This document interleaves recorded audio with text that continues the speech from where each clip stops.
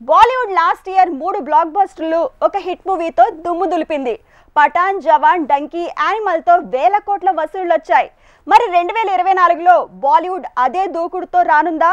జనవరిలో వచ్చిన సినిమాలతో ఏం తేలింది? ఫైటర్ రిజల్ట్ కిక్ ఇచ్చిందా?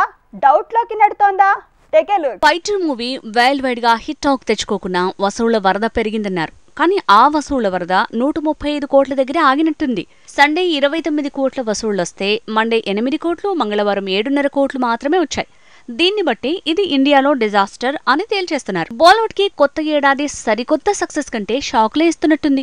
విజయ్ సేతుపతి, కత్రినా కైఫ్ కాంబినేషన్ లో వచ్చిన మెరీ క్రిస్మస్ కూడా మిక్స్డ్ టాకో, వసూళ్ల వీకో అని తేల్చలేని పరిస్థితి తెచ్చుకుంది. మెరీ క్రిస్మస్ కి విచిత్రంగా రివ్యూలన్నీ పాజిటివ్ గా వచ్చాయి. కానీ వసూళ్ల వరదే మిస్ అయింది.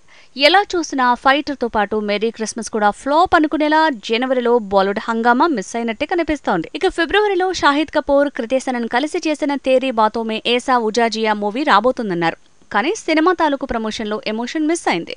అసలు ఈ ఏడాది కూడా పఠాన్, జవాన్, యానిమల్ రేంజ్ లో సందడి చేసే సినిమా ఏదీ కనుచూపు మేరలో కనిపించకుండా పోతోంది. ఫైటర్ మూవీ మరో జవాన్, మరో పఠాన్ అన్నారు.